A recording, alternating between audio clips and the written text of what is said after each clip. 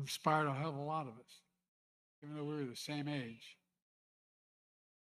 With a captivating presence, his stirring words, he would be easy for history to mistake Jesse for a firebrand. I think they'd get it wrong. Jesse certainly created his fair share of good trouble. But through decades of service, Jesse's abiding message is one of unity. That's what he talked about. Through decades of service, Jesse's abiding message of unity moved people in the right direction. Above all, he always sought common ground. I remember telling Jesse that I knew a guy in South Africa I was going to go see. His name is Nelson Mandela. And Jesse saying, how are you going to actually see him? By the way, the continent of Africa is going to be the largest continent in the world in terms of population by the year 2050, the largest in the entire world. Watch, man. Watch. And the fact of the matter was that I remember a group of senators going down to, I got elected when I was 29. I wasn't old enough to be sworn in. For real. Some people I wasn't bright enough to be sworn in. But the point was, I had to wait 17 days before I could be eligible to be sworn in as a United States Senator. One of the benefits that had was I wasn't going to leave the Senate. I wasn't going to be sworn in because I got a phone call December 18th before we were sworn in January that my wife and daughter had just been killed and my 2 boys were going to die. So I decided what I was going to do. There was an accident. There was a Christmas shop, a tractor trailer hit it. So I decided I wasn't going to go to the Senate. And often pointed out to me, I said, my kids can, the state of Delaware can always get another senator, or a Democratic governor. And but they can't. My kids can't get another father. But because of a couple people, starting with Teddy Kennedy and a guy named Fritz Hollins from South Carolina, where Jesse is from, and a few others, Hubert Humphrey and others, put their arm around me and they said, "Look, just stay for 10 months, and then go." Because they knew I was going to be leaving, as Hillary can tell you, and all 3 of them can tell you, is that when you're a freshman, you don't get on the good committees. Committees everybody wants to get on are appropriations, finance, judiciary, and foreign relations. So to keep me down there, they put me on 2 really important committees. The Judiciary Committee, which allowed me to appoint the first black justice to the Supreme Court. And the Foreign Relations Committee.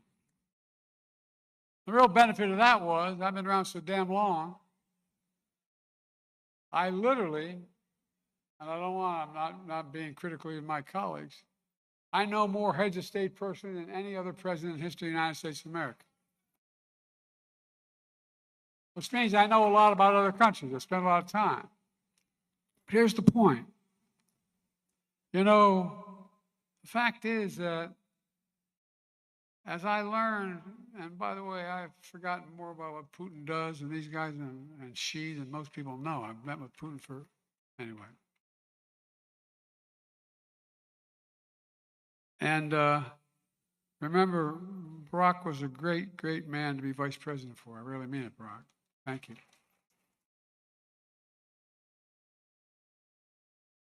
Barack and I had a deal where we talk with each other every morning we'd be the first 2 people we talk to. And every night we'd be the last 2 people we talk to. And Barack would be asking me a question or something. I'd say, well, it's all personal relations. You go, I know, Joe. Enough about all personal relations. But the fact of the matter is, that's why he was such a damn good president. And the whole point of what I'm trying to get at here is that, Jesse did it really well. You got to know people. You got to understand what's on their mind. You got to kind of speak to them. You got to be able to talk to them. And above all, Jesse always saw common ground. Of course, he preached hope because, folks, despite all he endured growing up, despite the pain and disappointment he experienced, Jesse was an optimist at his core. No matter what you say, at his core, he was an optimist. I don't know if it was born out of religious belief. I don't know if it was born out of how it arrived, but it arrived in people in different ways. But it mattered a lot. It mattered a lot. He kept the faith with the American people.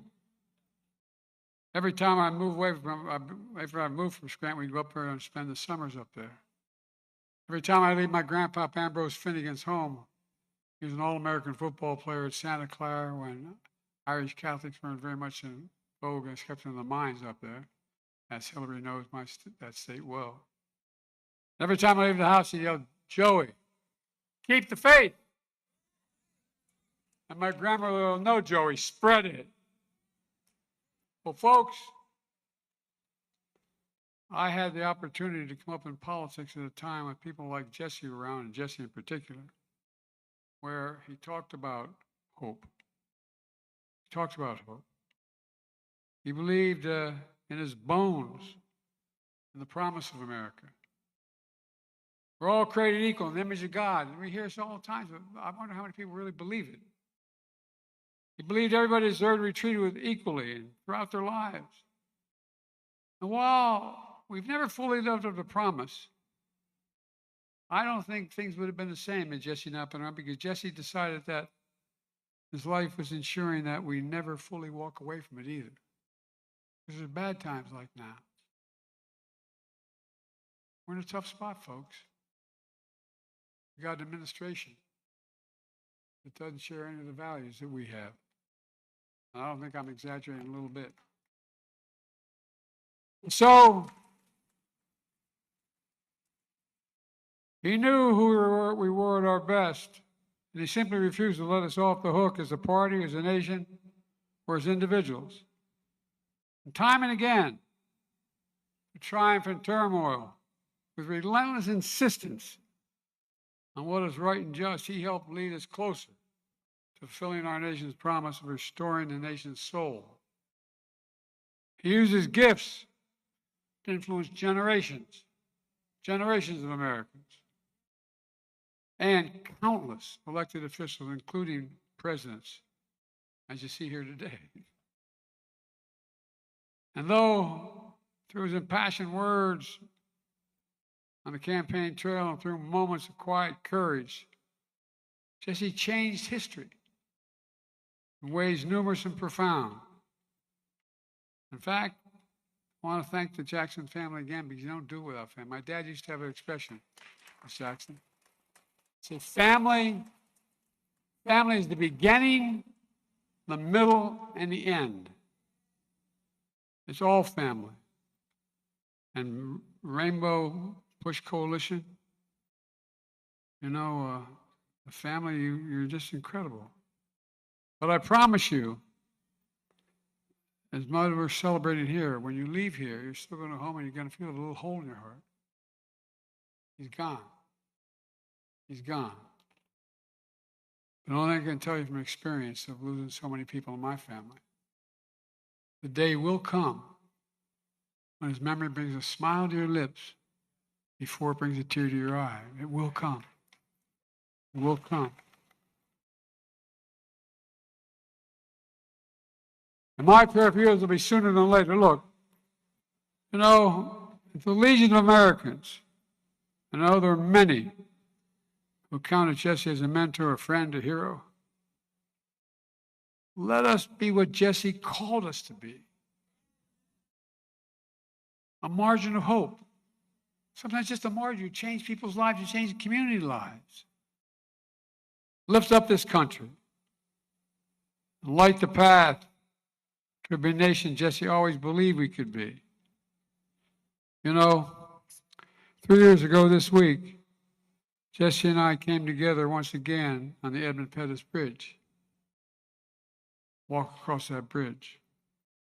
When you stand there, you come from a state like Delaware, you understand what's on the other side when they're waiting there. Thugs on horses waiting to beat the living hell out of you. Well, let me tell you something. We reenacted that a number of times. This time, Jesse's in a wheelchair. But he's not deterred. His faith renewed his strength. And with faith, he didn't grow weary and didn't let us grow weary. No, he really didn't. I know it sounds strange, but he didn't. I reflected on Jesse's strength and his spirit. Let me close with sharing a hymn that means a lot to the Biden family. Particularly meant a lot to my son, Bo. Bo's a wonderful guy. He should be standing here, not me. Bo was the Attorney General of the state of Delaware, a really decent guy, loved by everyone in the community. Volunteered to go to Iraq. I was going to go to Iraq when it was all National Guard. And he died there because he was exposed to those burn pits. Well, you know, this quote meant a lot. It's, and he will raise you up on eagle's wings and bear you on the breath of dawn. Let this light shine upon you like the sun until next time he sees you, he'll be holding in the palm of his hand. My prayer for everyone here, and I'm cutting my speech very short because I'm afraid I'm going to be attacked.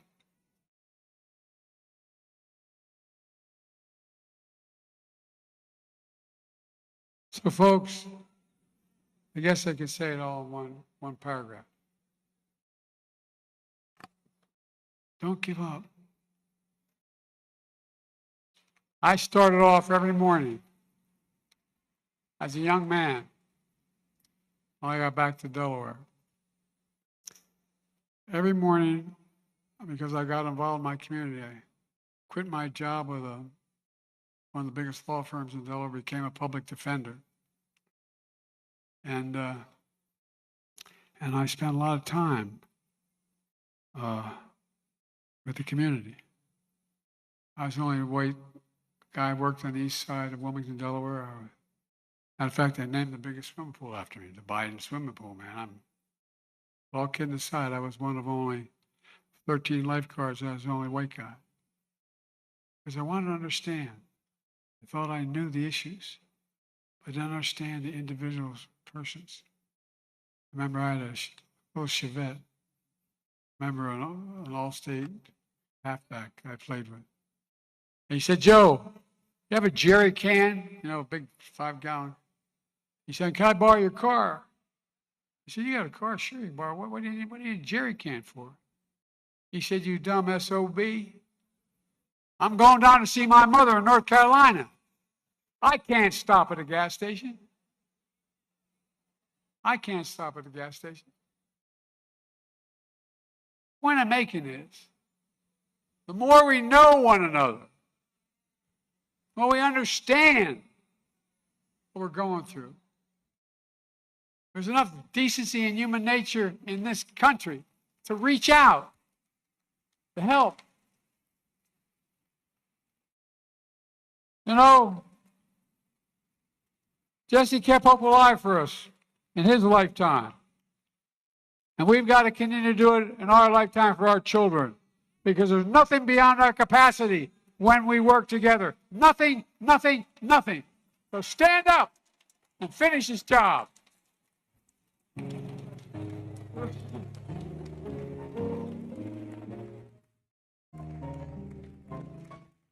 Come on, let's thank President Biden again, everybody.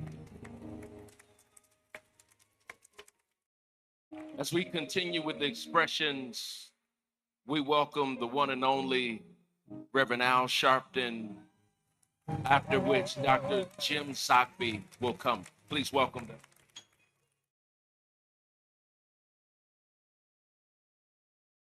Thank you.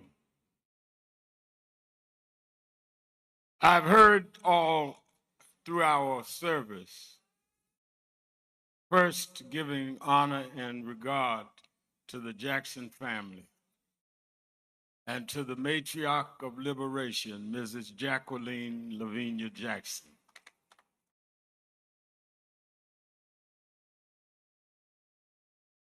As I listened and thought about, everyone quoted the slogan of Reverend Jackson, but I want to, in my few minutes, and if you take Brother Biden's minutes and other minutes, I come out of the Jackson School of Thought. They told me 4 minutes, which means 8 in Jacksonian language. I don't want us, Yusef, to leave here having mourned and then mock what Jackson was all about. We're sitting here acting like our own lack of rising to what he wanted us to be is the reason we are sitting on the brink of some of the most serious Reconstruction behavior being rescinded that we've seen in modern times. To leave here and not follow an assignment would not be what Jesse Jackson taught us. To make us feel good, we went to Jesse Jackson's funeral and that we said nice things about Mrs. Jackson, but people at the same time are killing illegal immigrants. People at the same time are cutting public funding. At the same time, Affordable Care Act is not being renewed and seniors have to deal with premiums. Don't sit here so holy and sanctified and act like you have no assignment yourself.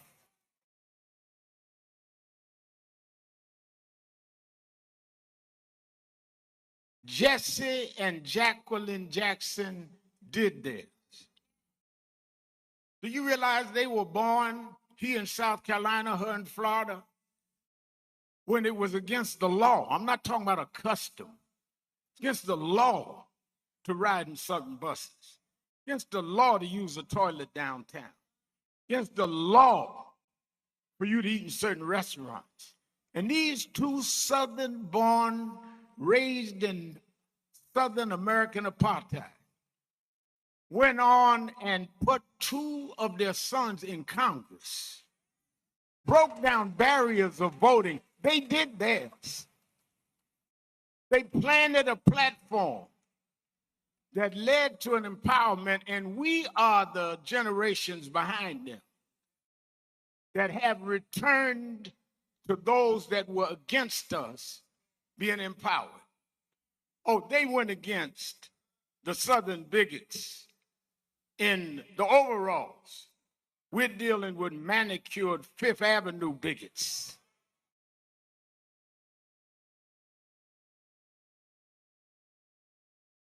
I remember I was 12 years old. I was a boy preacher in the Church of God in Christ.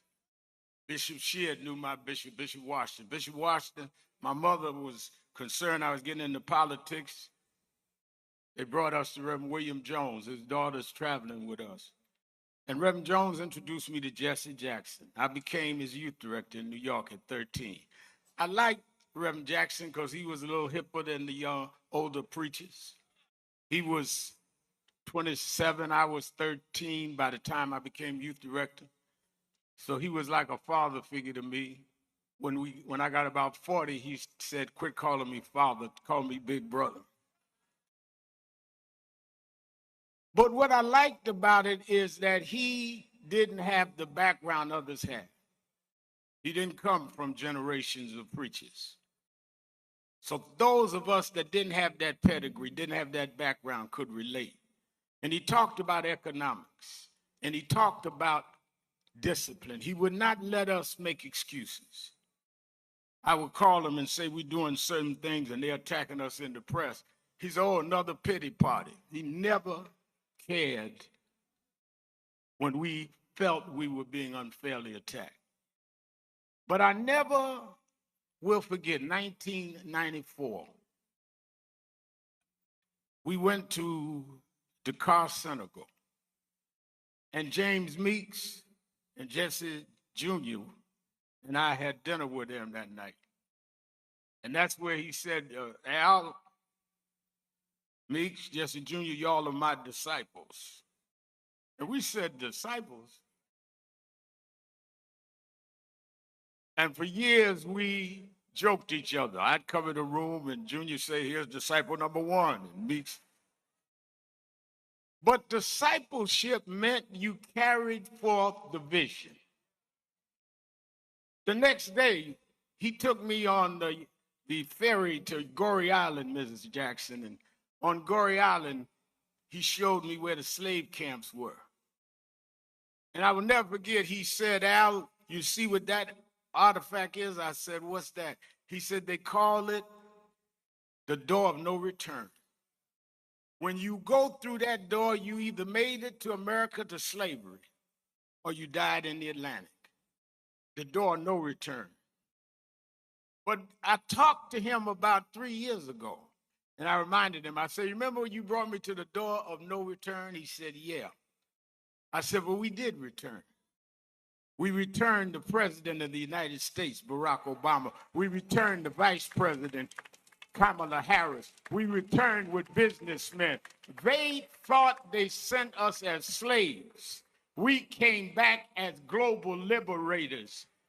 The problem is that too many of us did not join the movements that sponsored us. And there was a breakout in 2024 called Negro Amnesia, where you forgot where you came from and forgot how you got where you got. Therefore, they're trying to take back everything you have.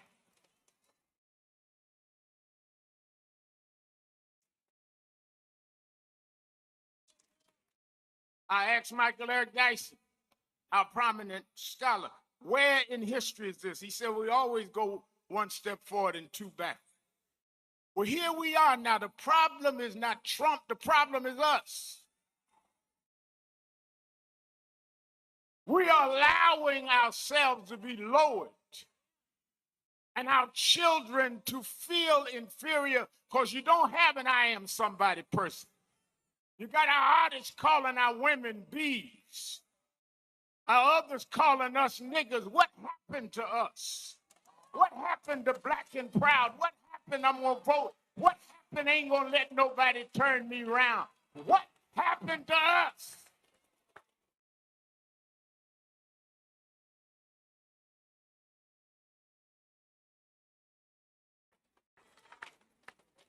We believed our way.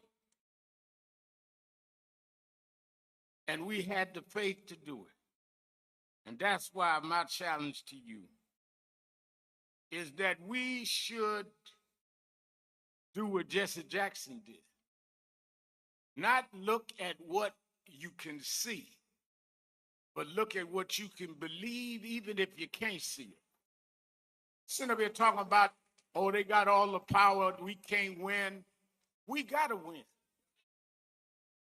Because they put the seeds of victory in us. If we just nurture them and grow, Hakeem Jeffries be the Speaker of the House. If we keep on winning, we'll get the Senate back. If we keep winning, we can save health care for our grandmamas. If we keep winning, we can bring about criminal justice reform. If we keep winning, we can have 2 Jackson boys in the Congress. We didn't come this far to turn around now.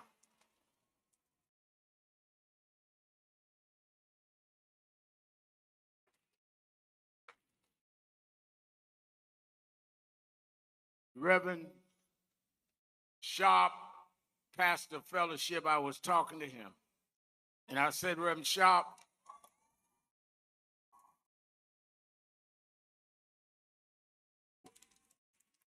I was saying, Reverend Sharp, Jesse Jackson talked about keep hope alive. And I met a man that Reverend Jackson admired called Adam Clayton Powell when I was a kid. And Adam had a slogan called Keep the Faith, Baby. And I'd like, Tyler Perry's here. He canceled something to be with us. I'd like one day Tyler to do a whole thing on it, Adam Powell, because there's a little risque side that Adam, that Tyler know how to handle that kind of stuff.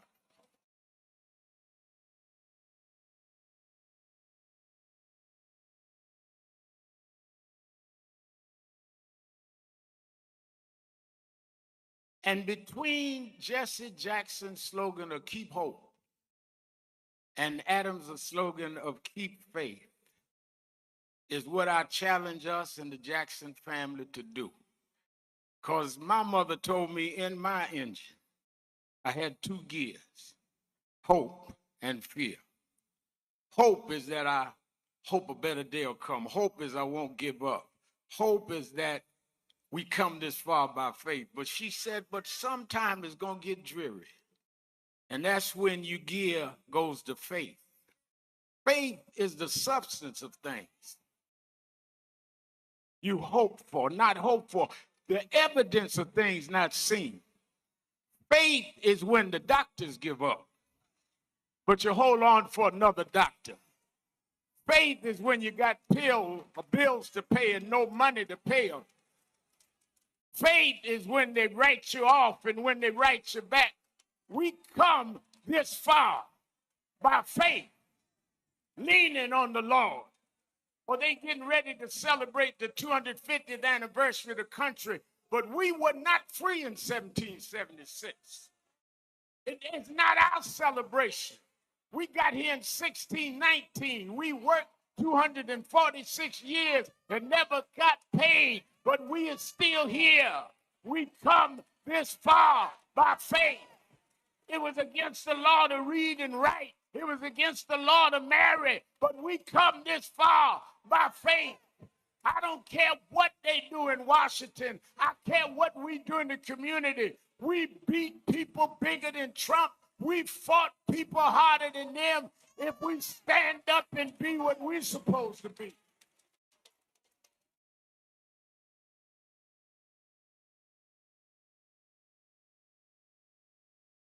Private sector saying they're going to end diversity, equity, and inclusion. Sheriff Sharp, we started Wall Street. Wall Street. Dealing with diversity. So you don't want a diversity in your boardroom, then don't have a diversified consumer base.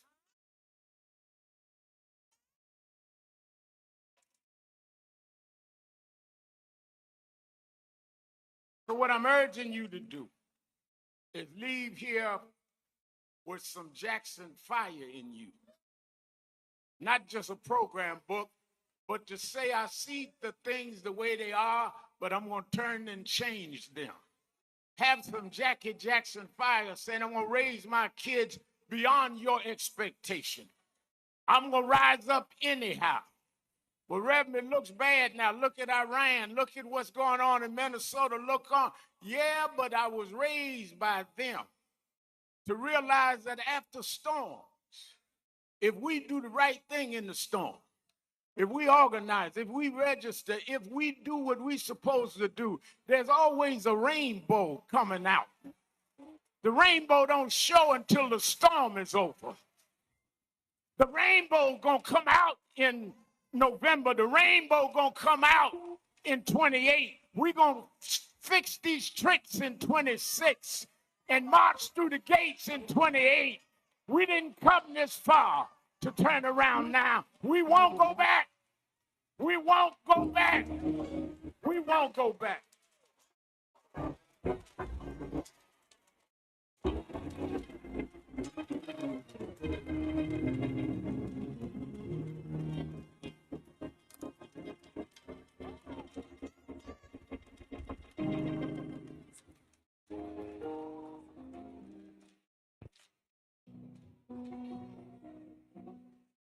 at best, I can say this is a tough act to follow.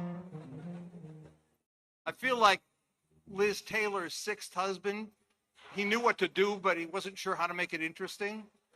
So I have a challenge right now, and I ask you to bear with me because I'm not a preacher. But I have been thinking about and feeling deep feelings about Reverend Jackson for the last several days because I've been with him, working with him for almost 5 decades. Actually started with his campaign in 1983 when he came up to me at a dinner, hands on my shoulders behind me, and he said, I need you to come work with me. I'm going to run for president. And I said, but Reverend, I've been organizing my community for the last 4 years. I can't give that up. And he said, we'll do more for your community in the next 4 months than you've been able to do in the last 4 years. It was like a calling in the biblical sense. And it mattered. And thank God my wife and I talked about it and were convinced it was the right thing to do. And I did it. Because you have to understand the experience of my community before then was that no one in the Democratic Party would even meet with us. They would not have a meeting with us. And candidates were given money back. And candidates rejected our endorsements. And if they found an Arab American on their staff, some people would say, get him off, and they'd fire him. And in 1983, the 20th anniversary of the March on Washington, I was thrilled to be asked to be on the National Steering Committee of the March.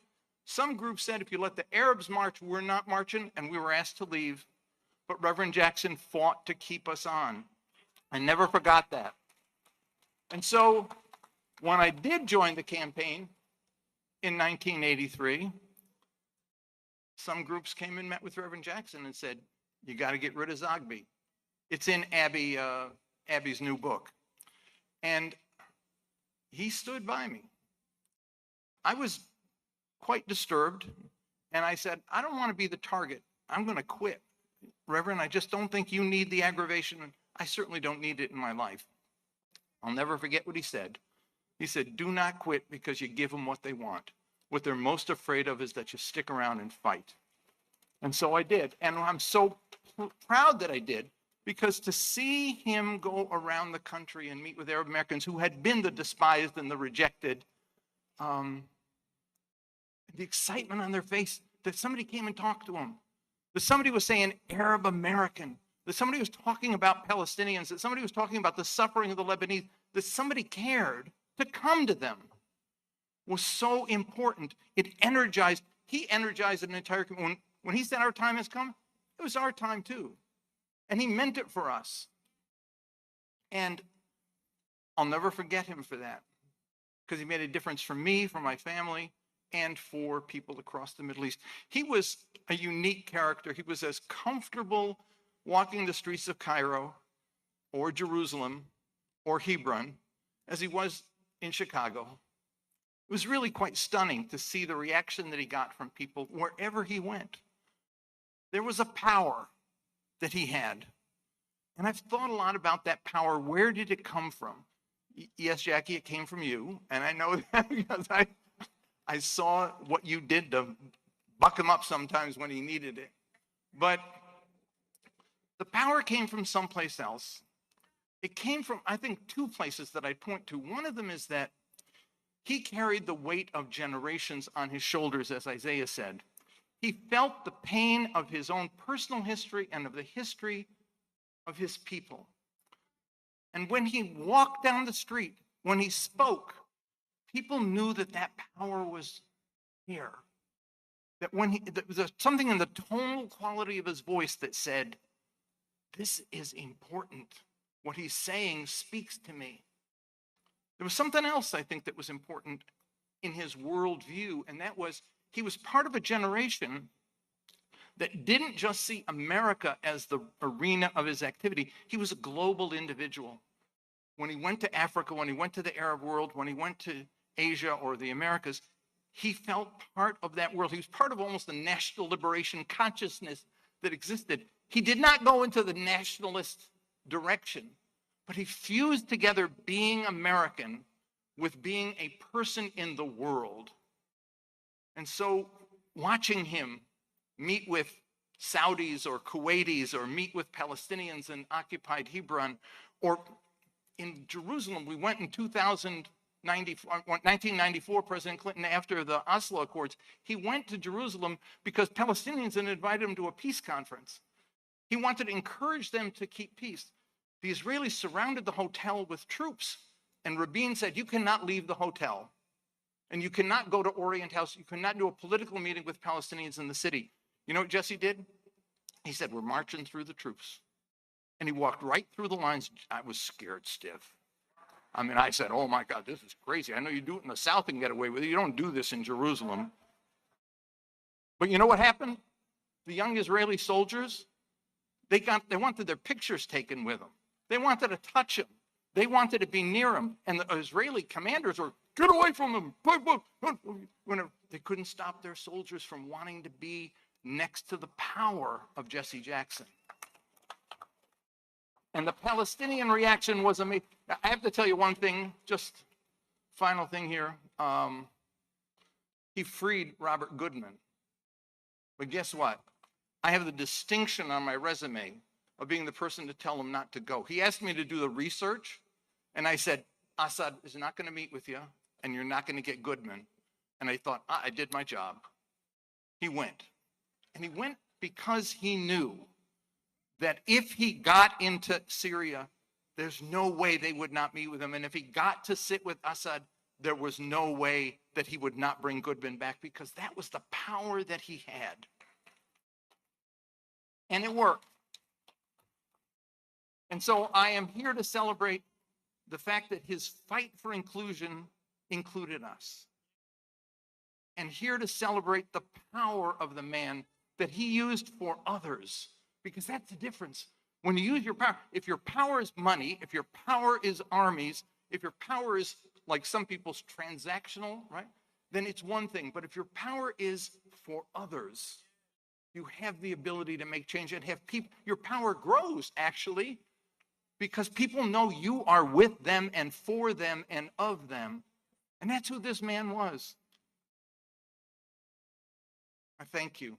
Thank you, Jackie. Thank you, all you guys, for all you've done. And I so appreciate the fact that I've been a part of your family now for all this time. And one final thought, and at 80 years old, you know, I lose, I don't know what the thought is anymore. So I'm going out on a whimper here, because I can't remember what I was going to say, but I think it was important, but I'll remember it after I leave the stage. Listen, thank you all very much.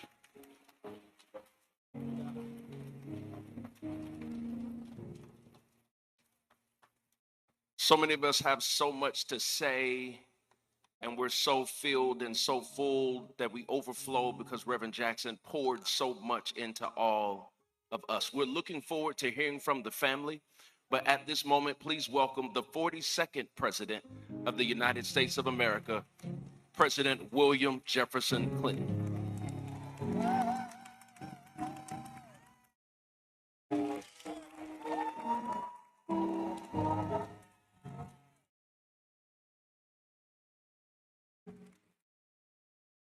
Whoa. I'm actually going to be pretty close on time.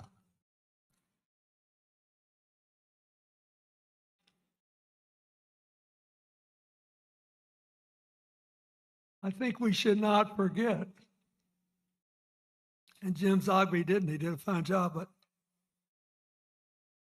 this is a celebration and a memorial service. And you have to ask yourself, what did Jesse Jackson do that I admire most, that moved me most? And what can I do right now that would maybe be as good as what he did then? That's what we're all facing here.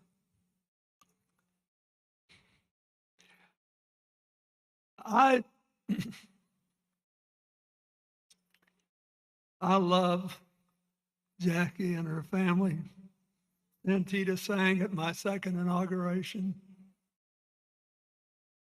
The boys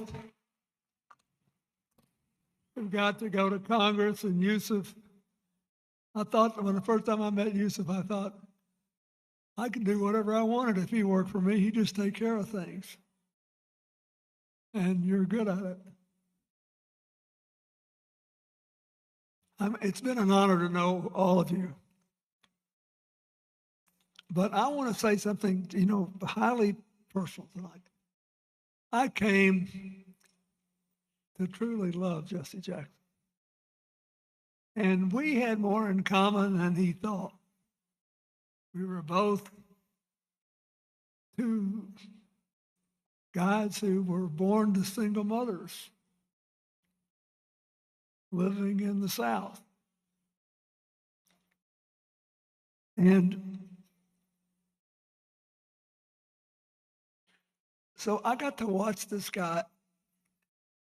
And frankly, the first time we met was at the 20th anniversary of the celebration of the integration of Little Rock Central High School. And some young people may not even know why that's important.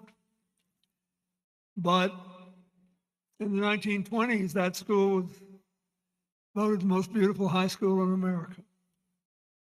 And the whole time I was governor of Arkansas, that one school accounted for 25% of our merit scholars. You could go there and study Latin and Greek, which was a pretty big deal out in the country, in addition to all the science and math. So they were celebrating the 20th anniversary, and Jesse showed up to help them. But he was always asking himself, what can we use the observation of a past victory for to get something done today? So by the late 70s, all these medium-sized little towns in the middle of the country were being flooded with drugs. All these folks were facing more vigorous law enforcement on the coast, but they were coming in. And I kept thinking, I know Jesse Jackson's going to know this, and he's going to say something. And I just want to be there. And I was a 29-year-old attorney general. And Hillary, a Chicago girl, was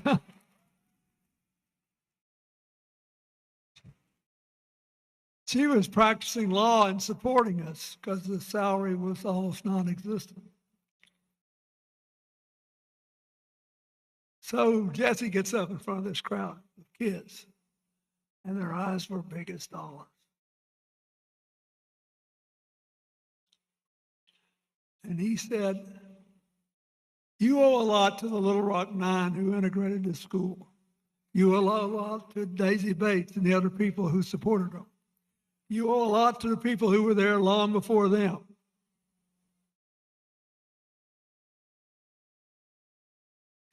You cannot take this achievement and throw it away on drugs. And then he said, I'll never forget it. And I thought, where are all the conservatives when you need them to cheer? Jesse Jackson looked at these kids and he said, you have to open your brains, not your veins. And I thought to myself, no matter how long I live and stay in politics, I may never have a single line that's that good. I mean, think about it. It's totally brilliant. It captures personal responsibility and caring and self-survival. All these pastors here have done such a great job on this. You know, I know you spend endless hours when you're putting your sermons together and you're running your programs in your churches and things, what can we do that will work? And whenever I get discouraged, I think about Jesse and I just laugh. Well, you got to open your brains and not your veins. So 10 years later, I was living in the governor's mansion. And Jesse shows up for the 30th anniversary of the integration of Little Rock Central High School. By then, I become governor, and we bring all of them back to the governor's mansion because that's where Governor Faubus plotted to disenfranchise them and keep black people out of school. So we had a big dinner that night. And after the dinner was over, Hillary asked Jesse to hang around so we could talk. We went to the kitchen, put some more food on the counter, and talked till midnight. And Hillary said, you know, we all got to work tomorrow. I'm going to bed. 2 hours later, Jesse and I are still going about it. And she walks into the kitchen and throws us out.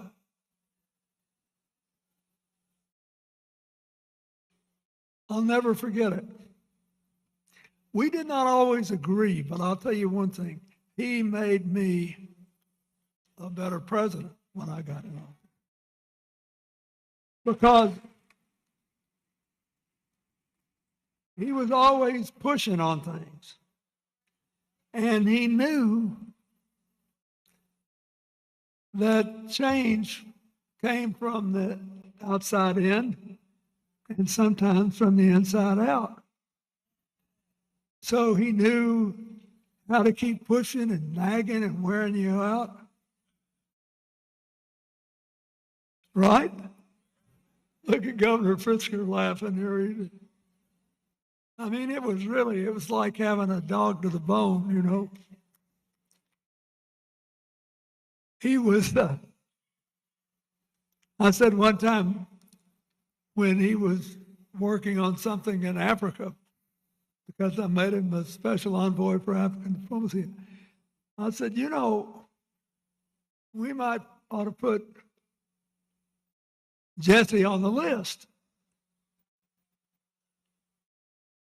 And one of my said, only members of Congress are on that list. I know, but I said, I think we need to put him on anyway. And they said, so I had another guy that was there and said, what the list is? He said, it's a list of people that'll dog you to death until you do what they want you to do. So we just call it the Just Say Yes list. Put it on the Just Say Yes. It saves you so much time, and you can go on and do something else with your day.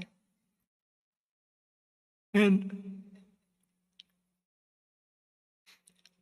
I remember how impressed I was in 1988, before I became president, when Jesse and negotiated with Governor Dukakis and the other people at the Democratic Convention in the exclusive primaries, which you talked about it, and the caucuses, and to open up the democratic process and add people, including Willie Barrow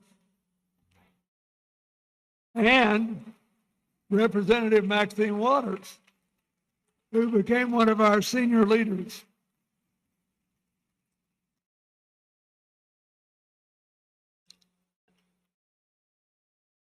I'm saying this to make another point.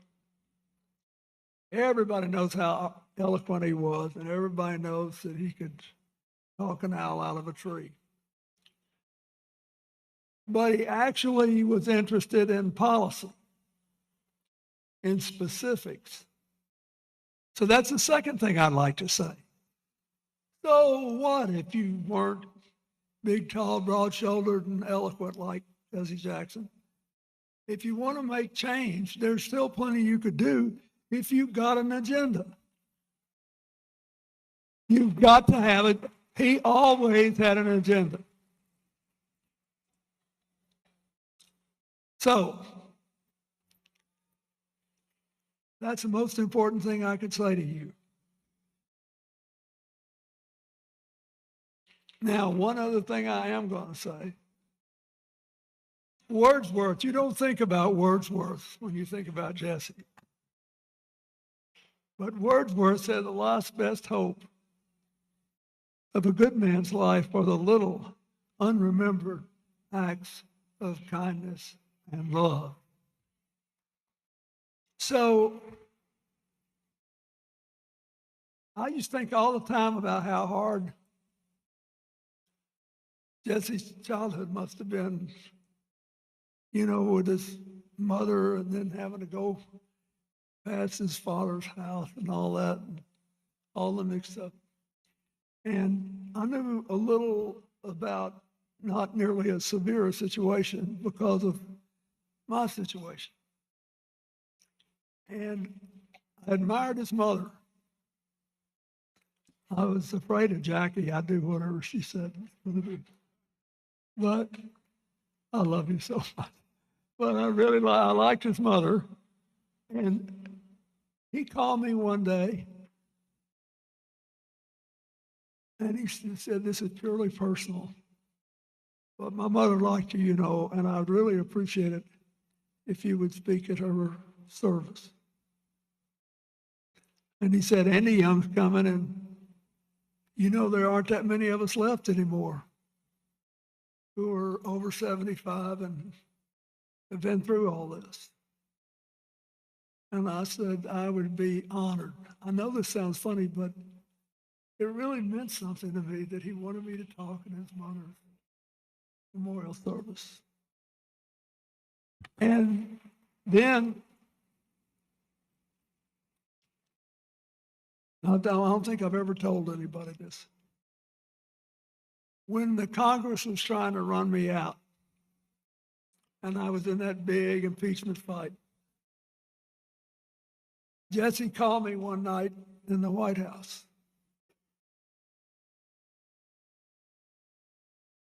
I thought he was calling me. He said, I don't want to talk to you. I want you to go get Chelsea. Now keep in mind, he's got all this other stuff going on. We got all this stuff. He called me to talk to my daughter to make sure she had her head in the game. And he prayed with her on the phone. And, you know, a lot of people, it would never even have occurred to them to do that. And ever since Hillary and I went to visit Jesse in the hospital and Jackie and a lot of the family were there, I've been thinking about him, calling my daughter. He didn't know if I was going to be president in 6 months. He didn't know what was going to happen. But he liked Chelsea. I thought showed he had good taste. But my point is, those are the things you remember. So I think we should honor him by saying, okay, maybe I'll never come up with a line like, open your brains and not your vein. Maybe I'll never give a speech that will move hundreds of thousands, but I can do something. I can still be somebody. And what should I do? And how can I, with whatever speaking ability I have or don't have, do what he did when he calls Bill Clinton's daughter in a crisis? When he asked a friend, I know you may be busy and my mother's not famous, but would you please come say a few words? And Andy Young and I went, but we both went, and we were there. So that's what I want all of you to think about when you leave here. This guy lived a big life. He lived with his head and with his heart. He was faithful to the scripture which said, we have all sinned and fallen short of the glory of God.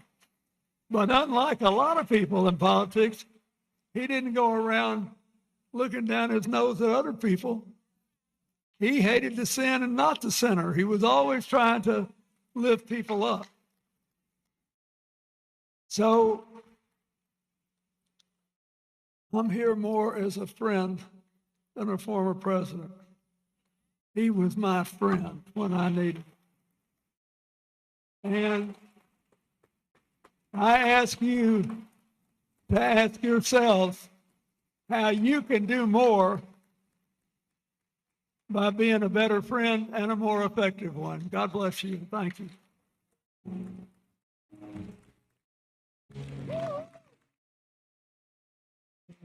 Come on, let's thank President Clinton again for those remarks. Reverend Jackson believed that women deserved equal pay. Reverend Jackson believed women deserved equal opportunity. Reverend Jackson believed that women should hold the highest roles and positions in the land. The first woman, the first African American woman, the first Asian American woman, Vice President Kamala Harris.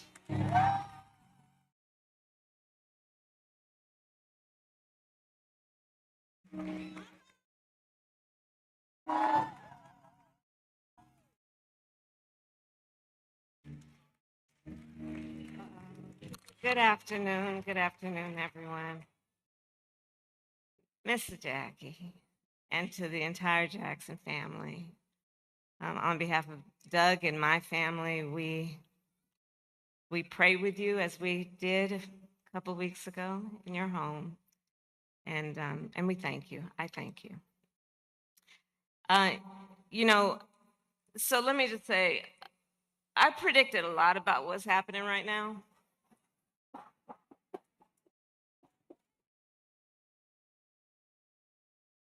I'm not into saying I told you so, but we did see it coming.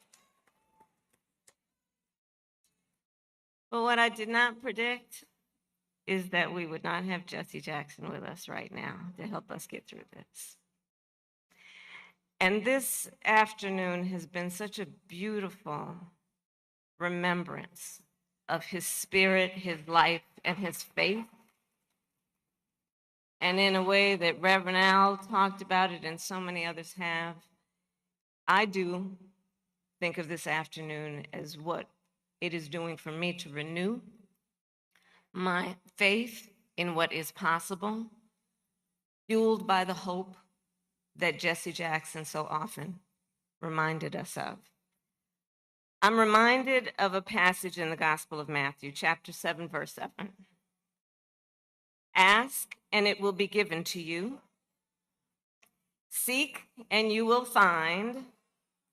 Knock, and the door will be opened to you. And so from a young age, we know that Reverend Jackson saw that the doors had been closed to the millions of people across our nation and throughout the world who were otherwise so deserving. And they were doors, of course, to opportunity, to equity, to justice, to freedom. And so he dedicated his life, as we all know, to breaking down those barriers.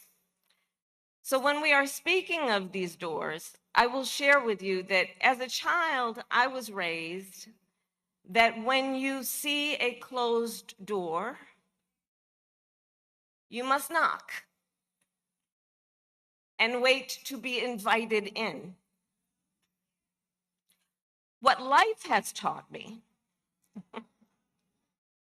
is that if that invitation is not offered, and if that door remains shut, even after repeated attempts to knock on said door, sometimes you have no choice but just to kick that door open.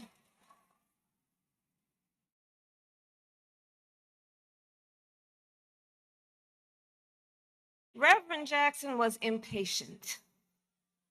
He did not waste time waiting even when the doors in front of him were barred and bolted, even if those on the other side hesitated or even ignored him, he always devised a way through.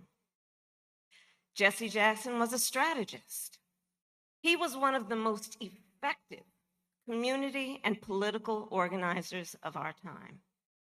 And he was the founder, I think most would agree, the founder of the modern progressive coalition.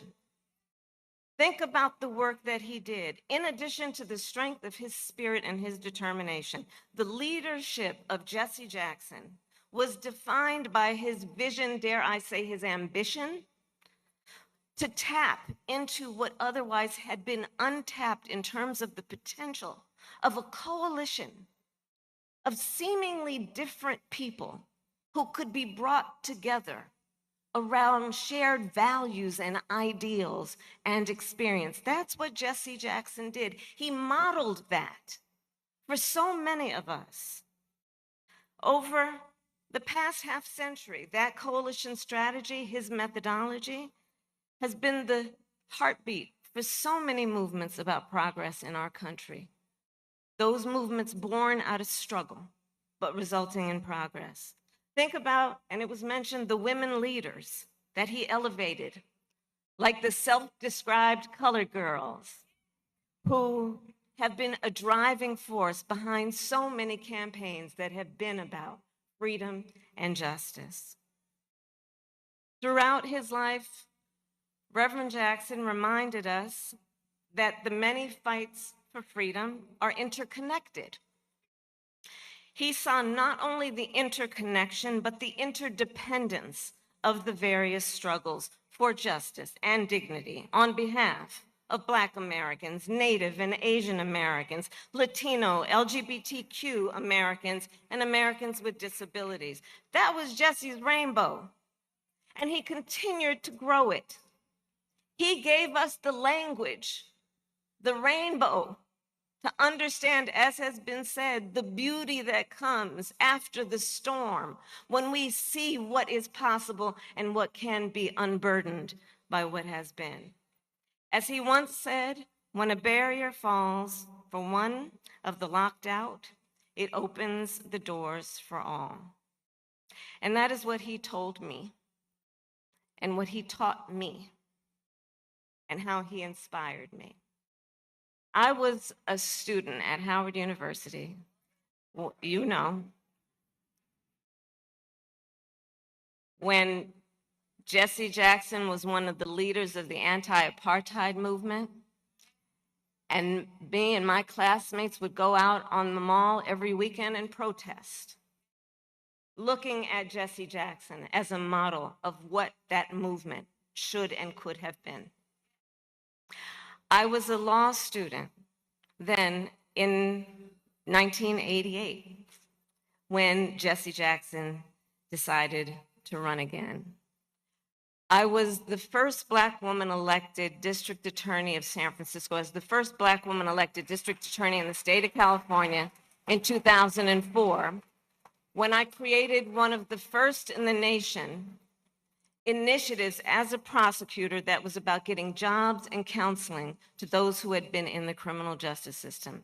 And at the time, the powers that be told me I was not supposed to be doing that. They said, "Why are you letting people out of jail when you're supposed to put them back in?" Jesse Jackson spent a lot of time in the Bay Area. Many of you may know. I saw Butch Wing here. And Butch, together with Jesse Jackson, would visit with me during those earliest days of my elected career to give me the support and the confidence and the initiative to think about how, in a position such as being DA, I could continue the idea about what it means to build coalition around a group of people whose dignity must be seen and the resources that must be put into them. Jesse Jackson, from my first elected position to when I ran with Joe Biden for Vice President of the United States, and when I became the Democratic nominee for President of the United States, always told me and convinced me that everything that we were doing is possible. And so I just want to share what I brought today. I brought with me 2 momentums from Jesse Jackson's campaign that I have saved since I was a student. So one is this button that reads Jesse Jackson 88. The other, some of you who were around at the time may remember, is this button. I will read it to you, and pastors, please forgive me. It reads as follows, all caps. Damn straight, exclamation point. It's time for a Black presidential candidate. That was a Jesse Jackson pin from those days. And just a beautiful example of his determination, his sense of humor, but his ability to see what can be unburdened by what has been. And I thank you, Jesse Jackson, for your service to our nation and the world. Well done, good and faithful servant. Well done. Thank you.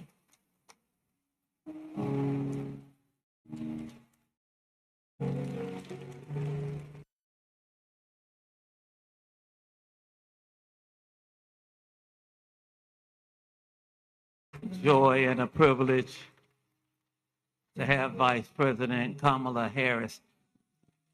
At this time, ladies and gentlemen, I want to bring a current president. The president of Colombia is here. Where is the president of Colombia? Look, come on, sir.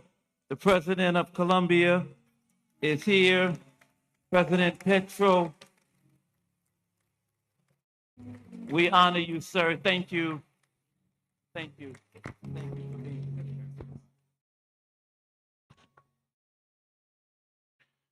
Yo no aprendí inglés en mi colegio, así que habrá traducción. I did not learn English at school, so there will be interpretation. A toda la familia Jackson, mi sentido pésame, mi solidaridad en momentos que se vuelven difíciles. Vivimos tiempos difíciles.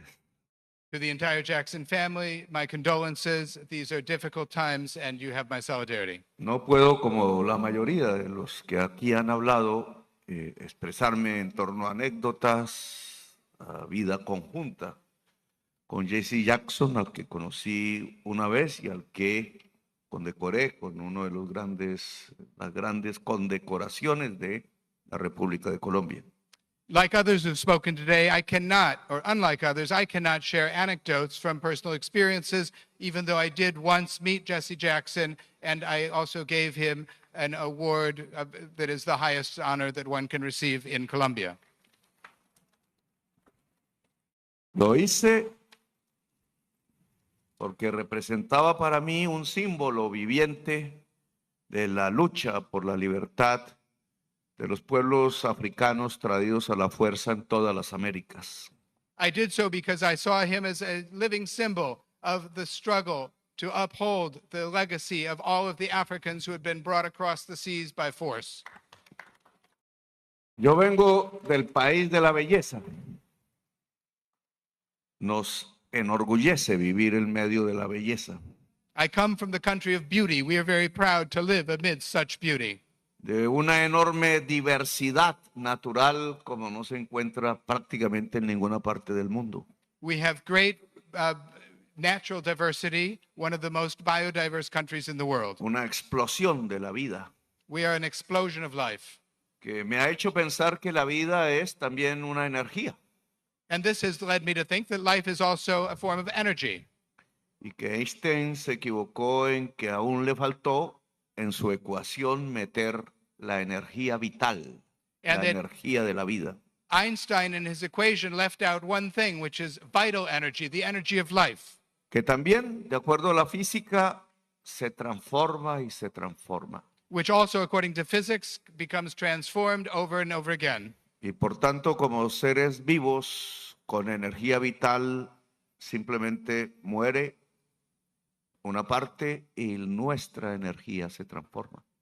And as living beings with life energy, there's one part that dies, but then our energy is transformed. Y esa vitalidad natural en mi país, esa diversidad de centenares de miles de especies vegetales, animales, también está en la sangre, en la genética de los seres humanos que habitan las Américas. And this natural life energy that we find in our country in the hundreds of thousands of species, plant and animal species, is also something that we find in the beings of our world and of the Americas. Y como no podía llenar mi discurso de anécdotas, de situaciones comunes físicamente personales, con Jesse Jackson decidí mirar un poco la historia de Chicago y la nuestra misma. And so, since I can't really share personal experiences that I have shared with Jesse Jackson, instead I would like to speak a little bit about the history of Chicago and the history of Colombia and certain aspects that we share. Y encontré en el Google el encuentro de una palabra de un señor con nombre en francés, Jean-Paul Juan Disable. And I came across the name of someone with a French name, Jean-Paul Dusable. Africano, americano él, An African and American que se enamora de una indígena ancestral, decimos nosotros, americana, en este mismo lugar. and who fell in love with an ancestral American, that is to say, a Native American woman in this very place. Y se le atribuye el hecho de ser el fundador de esta ciudad desde su casa en donde vivía amor. And I understand that he is considered to be the founder of this city from his home where he experienced love. No se sabe bien con certeza si era haitiano. It's not known for sure whether he was Haitian, Voy a suponer que él era de Haití por su nombre en francés. but I will assume that he was from Haiti because of his French name. Pero entonces estaba libre en este lugar con su piel como afrodescendiente en un lugar que empezaba a pulular en las mentes de las comunidades traídas como esclavos a la fuerza en Haití. La isla de Santo Domingo se le llamaba con la palabra libertad. And so he lived here with his, freely, as an Afro-descendant, as somebody at the same time that Haiti had become a free country at that time. It lived here with freedom. Coincidió en que ayer viví un debate con la prensa colombiana, la mayor parte no me quiere. I thought we had a great system, frankly. I thought we had a system that should have been appealed, and it could have been maybe perfected a little bit. But it took close to 100 years. It was developed over 100 years. And one judge that knew nothing about sports, knew nothing about football, knew nothing about Olympics, knew nothing about anything, just decided everything was unconstitutional. It's crazy. But only Congress now, it looks like, can deliver a permanent fix. So, Speaker, you and John and everybody else, including Democrats that are represented very strongly, we can hopefully get it done. Federal legislation must allow college athletic programs to set common sense rules, simple common sense rules, without endless litigation, and establish a fair name, image, and likeness standard that eliminates the patchwork of conflicting state laws. That's the other problem. All of these colleges, they're all in different states, and all the laws are different. So you got laws that are totally different, some one way, some an entirely different way, while allowing the full spectrum of college athletic programs to thrive. It should thrive. If Congress does not take action fast, it could destroy college sports and destroy the colleges that play these sports. They'll be destroyed. They'll be going bankrupt, everyone, so many of them. No other nation in the world has built a system that develops champions in classrooms and on the field, producing Olympic heroes, professional legends, and the leaders of tomorrow all at once. I thought the system of scholarships was great. What do I know? But I thought it was great. And just one of those things. I was with Nick Saban the other day, and, you know, his timing is exquisite. he played and he won and won and won. And when he saw this thing, he said, I'm going to get out of, I'm not doing this anymore. He's around here someplace. Where's Nick? Where are you, Nick? Right? Now, he doesn't admit this. I said, how come you left he didn't want to go through one season? Because there's no better mind at this than that man. And he looked and he said, what a shame, what a shame. And he's going to speak about it. And I think you have some very constructive ideas, Nick. I think so. No other nation in the world has built a system like this. It's so good, and we've thrown it right out the window. And I'd like to see you go back to something maybe resembling that, and maybe pay for each player. Not such crazy pay, but just pay for each player. With every player, maybe the quarterback and the third string lineman making the same. But you're going to tell us about it. We're going to try and get it passed. Our goal is not to go back to